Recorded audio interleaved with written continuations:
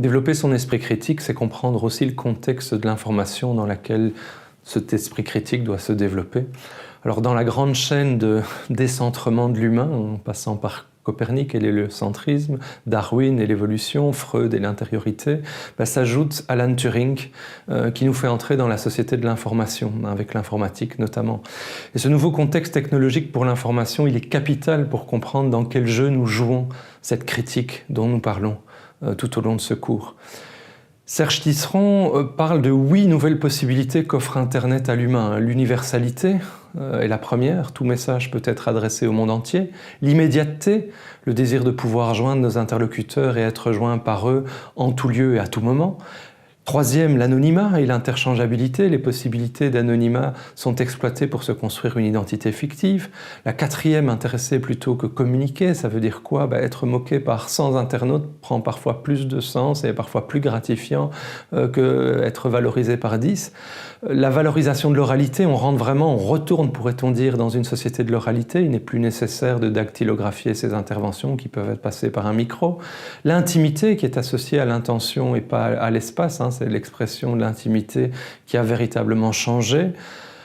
Reste l'apprentissage par les pairs, qui est capital. Les jeunes qui utilisent les nouveaux médias sont plus disposés à apprendre par leurs pairs. Cette logique de pair est capitale que des adultes et des enseignants. Et enfin, identité multiple, les possibilités pour chacun d'avoir plusieurs vies simultanément.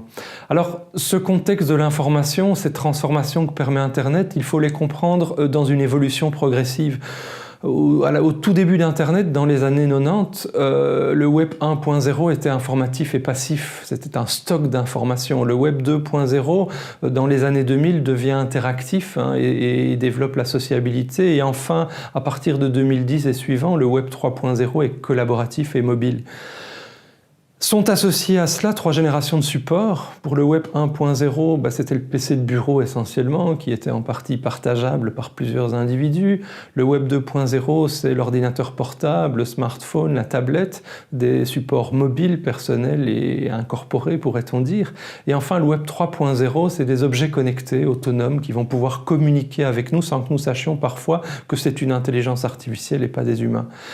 Et enfin, pour explorer tout cela, le chercheur, l'universitaire développe 3 méthodologies adaptées.